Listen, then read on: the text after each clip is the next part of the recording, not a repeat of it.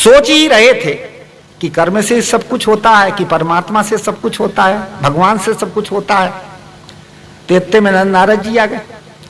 अब नारद जी को आप जानते हो, उनकी जो चोटी है वो एंटीना का काम करती है, कहां कौन क्या हो रहा है। नारद जी आए। अब जब नारद आए तो नारद के सिर में बहुत बड़ी पोथी रखी थी, 1 कुंटल की। हरिश्चंद्र ने कहा, महाराज सिर में क्या लादे हो? कहिए। क्या? हाँ, ये कहे कि भगवान को मानने वालों की लिस्ट है, कि भगवान ही सब कुछ करवाने वाला है, वही सबका करता है, इसलिए ये भगवान के मानने वालों की लिस्ट है। जो कोई भगवान का भजन करेगा वो भवसागर पार हो जाएगा, इसलिए भगवान ही सब मूल है, इसलिए भगवान को मानने वालों की लिस्ट है। कहा, महाराज जब भगवान को मानने वाले इतने लोग हैं तो फिर सुखी ज्यादा होना चाहिए। जो भगवान का भजन करता है, जो भगवान को मानता है, वो सुखी होना चाहिए, पर दुखी तो ज्यादा दिख रहे हैं।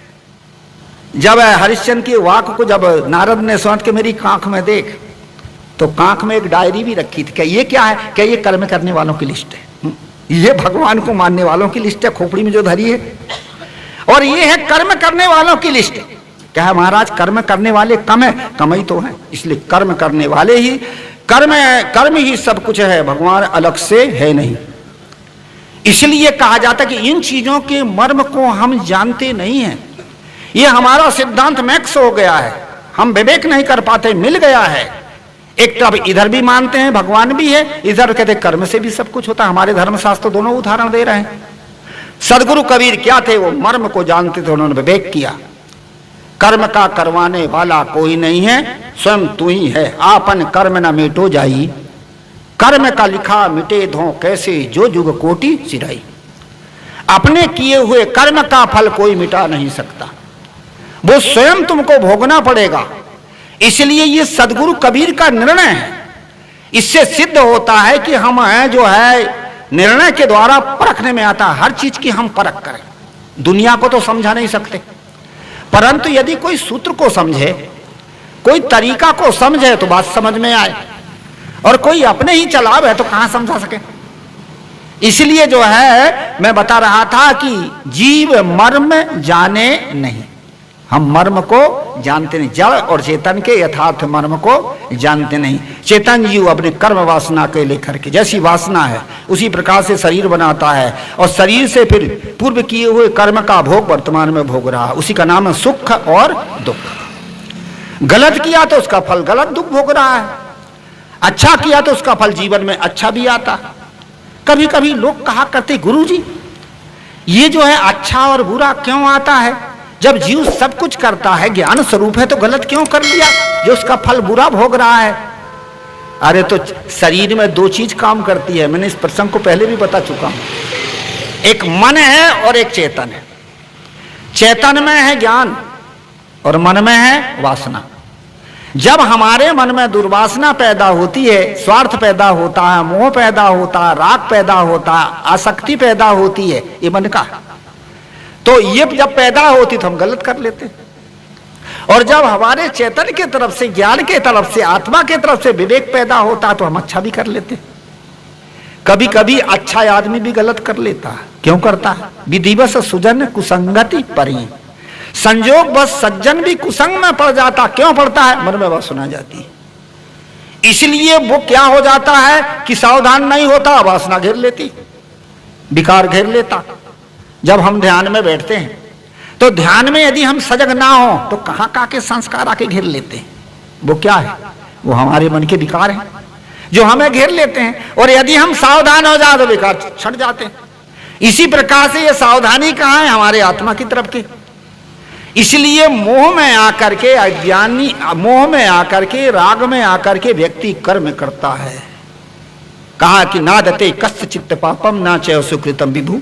विभु परमात्मा किसी के हृदय में पाप पुण्य का संचार नहीं करता, तो करता क्यों है? नादते कस्य चित्त पापम ना चय सुकृतम विभु अज्ञाने नामृतम। अज्ञान घेर लेता है। अज्ञान क्या है? अपने स्वरूप की भूल अज्ञान है, और अज्ञान में पड़कर आदमी अपने आप को भूलता है और विषय संसार को अपना मान लेता है, उसी में मोह राग करता है, इसी का नाम है अज्ञान। और जब अज्ञान में आवृत होकर के स्वार्थ के वश में, लोभ के वश में, मोह के वश में करता है, इसलिए करवाने वाला कोई सिद्ध होता ही नहीं। सदगुरु कबीर साहब, जीव मर्म जाने नहीं, ये हम मर्म नहीं जानते। मैंने बताया था पहला सूत्र, मूल तत्वों का कारण और कर्ता नहीं होता। 5 तत्व मूल हैं और चेतन जीव मूल है। इसको बनाने वाला कारण, इसका बना, जिससे बना हो कारण भी नहीं है, और उसको बनाने वाला कर्ता भी नहीं है। दूसरा सूत्र है, जो गुण धर्म कारण में होंगे वही गुण धर्म कार्य में होंगे। जो गुण धर्म मिट्टी में होंगे, जड़त्व गुण धर्म, वही जड़त्व गुण धर्म किस में आएंगे? घड़े में, उससे विरुद्ध नहीं होगा। इसी प्रकार से जो है कारण रूप परमात्मा चेतन और कार्य रूप जगत जड़, विरुद्ध हो गया कि नहीं? परमात्मा कैसे है? चेतन। और इसने जगत को कैसे, ये परमात्मा से सारा जगत बन गया उसकी इच्छा से। तो परमात्मा है चेतन, और चेतन से जड़ की उत्पत्ति कैसे होगी? ये भी विवेक से सिद्ध नहीं होता। तीसरा सूत्र कौन सा है? जो गुण धर्म कारण में होंगे वही गुण धर्म कार्य में होते, उससे विरुद्ध नहीं होते। जो गुण धर्म कारण में होंगे, जो गुण धर्म मिट्टी में होंगे वही घड़े में आएंगे। तो जो गुण धर्म कारण में होंगे वही गुण धर्म कारण में कार्य में होंगे, उससे भी जाति नहीं होते। तो परमात्मा है चेतन और जगत है जड़, उल्टा हो गया कि नहीं? इसलिए ये 3 सूत्र हैं। पहला सूत्र और दोहराऊं, कभी कभी बोलने में भी आगे पीछे में होता हूं। तो ये जो है सबसे पहला सूत्र है, मूल तत्वों का कारण और कर्ता नहीं होता। दूसरा सूत्र है, जो गुण धर्म कारण में होंगे वह गुण धर्म कार्य में होंगे। तीसरा सूत्र है, बिना कारण के कोई कार्य होता ही नहीं। बिना कारण के, मिट्टी के बिना घड़ा बनेगा क्या? पानी के बिना फैन बुदबुदा तैयार होंगे? नहीं। इसलिए जो बिना कारण का कोई कार्य नहीं होता। और यहां कहते हैं कि परमात्मा की इच्छा से ही जगत हो गया। उसके लिए कोई कारण तो चाहिए। अरे इच्छा कोई वस्तु थोड़े है, वो तो मन से पैदा हुई इच्छा है। कोई वस्तु तो चाहिए जड़। इस प्रकार से ये सदगुरु कबीर साहब का निर्णय है और ये हमारे पारक सिद्धांत के सूत्र है। इसलिए इस जगत का कोई कर्ता सिद्ध होता ही नहीं। हमारे ऋषियों का सिद्धांत था आत्मवाद। दूसरा सिद्धांत है ईश्वरवाद।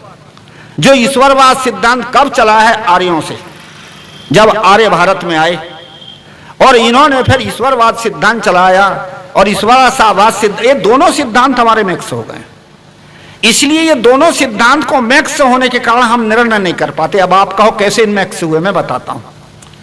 हमारे जो ऋषियों का सिद्धांत था वो कर्मवाद था। जीव कर्म करता है, उसका फल स्वयं भोगता है। इसलिए शास्त्र कहता है, स्वयं कर्म करोत्यात्मा स्वयं तत्फल मसुनुते, स्वयं भ्रमति संसारे स्वयं तस्माद् विमुच्यते। ये आत्मा स्वयं कर्म करता है और उसका फल ये स्वयं भोगता है। ये हमारे ऋषियों का, हमारे महापुरुषों का ये आत्मवादी सिद्धांत। स्वयं कर्म करोत्यात्मा स्वयं तत्फल मसुनुते, स्वयं भ्रमति संसारे स्वयं तस्माद् विमुच्यते। और भी का, तो इसी प्रकार से ये हमारे सिद्धांत है। अब रामायण में भी देखो दोनों मिल गए। एक तो कहते कर्म प्रधान विश्व रची राखा, कर्म ही प्रधान है और कर्म के फल कारण ही जीव अपने कर्मों को भोगता है। ये विश्व में ऐसा रचा हुआ है, माने विश्व में इस प्रकार से नियम बने हैं। रची राखा नहीं, कोई ने रचा नहीं है, ऐसे नियम बने। कर्म प्रधान विश्व रची राखा और को कहीं तर्क बढ़ावे साका। क्या तर्क करते हो? वही रामायण में आया, बहुत सिद्ध है, बहुत बढ़िया है, ये सिद्धांत है। अब कौन सा है? होई है वही जो राम रची राखा और को कहीं तर्क बढ़ावे साका। जब कर्म प्रधान है, सब कुछ प्रधान है, तो फिर राम की क्या जरूरत है? और यदि राम की जरूरत है, राम को भी अपने कर्मों के फल क्यों भोगने पड़े? यदि कर्म के विधाता भगवान जो है ब्रह्मा जी हैं, सृष्टि के रचयिता, सृष्टि के विधाता, तो जब ब्रह्मा जी विधाता हैं, सृष्टि के रचने वाले, तो फिर अपने कर्म को गलत क्यों बना लिए थे जो 5वां सिर कट गया? इससे सिद्ध होता है कि ये दोनों सिद्धांत मिक्स हो गए, हम निर्णय नहीं कर पाते। गीता का आप ले लीजिए, मैं बता रहा था कि पहले क्या कहते हैं, ना कर्तव्य कर्माणि ना लोकस्य सजति प्रभु ना कर्म फल सजोगम स्वभावस्तु प्रवर्ते। ये जीव स्वभाव के बस में करता। दूसरा श्लोक और है, नादते कस्य चित्त पापम ना चैव सुकृतम विभु अज्ञानेन आवृतम ज्ञानम तेन मोहन्ति जन्तवः। विभु परमात्मा किसी के हृदय में पाप और पुण्य का संचार नहीं करता। नादते कस्य चित्त पापम ना चैव सुकृतम विभु। तो फिर जीव गलत क्यों करता है? अज्ञाने न व्रतम ज्ञानम तेन मोहंति जंत, इसकी बुद्धि अज्ञान में ढक जाती है, इसलिए मोह के वश में करता है। बिल्कुल ठीक है।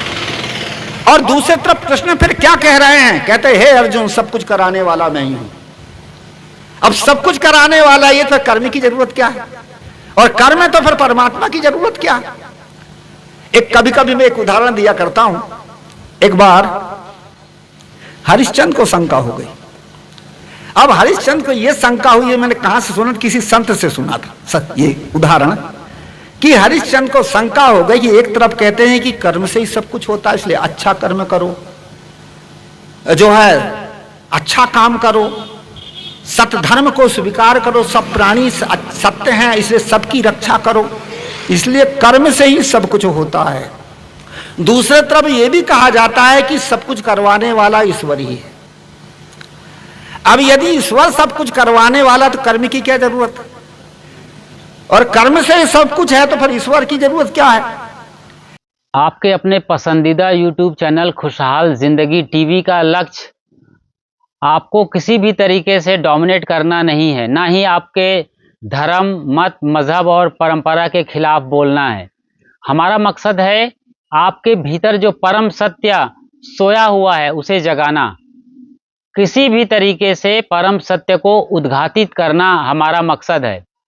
हम जो भी सच है आपके भीतर उसे उजागर करते हैं ताकि आप सत्य का साक्षात्कार कर सकें और हर तरीके के भ्रम, अंधविश्वास, कर्मकांड, पाखंड, ढोंग, ढकोसले, छू मंत्र, जादू मंत्र और चमत्कार से बाहर निकल सके। उम्मीद करते हैं कि आपने बड़ी बारीकी से इस पूरे सत्संग को गहरे में लिया होगा और समझा होगा।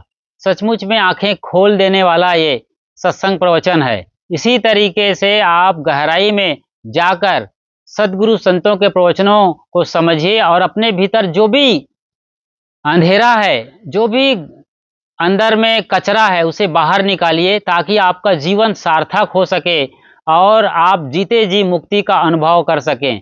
खुशहाल जिंदगी टीवी YouTube चैनल पर बिल्कुल नए हैं तो फौरन सब्सक्राइब कर लीजिए, जो कि एक बिल्कुल ही निःशुल्क प्रक्रिया है। और जैसे ही बेल आइकन को प्रेस कर नोटिफिकेशन की घंटी बजा देते हैं और ऑल या सभी को सेलेक्ट कर लेते हैं, हम जब भी लाइव आएंगे या नई वीडियो अपलोड करेंगे तो सबसे पहली उसकी सूचना आपको तुरंत मिल जाएगी। मिलते हैं जल्द ही एक नई वीडियो में, तब तक अपना और अपनों का ख्याल रखिए। शुक्रिया, साधुवाद और साहेब बंदगी।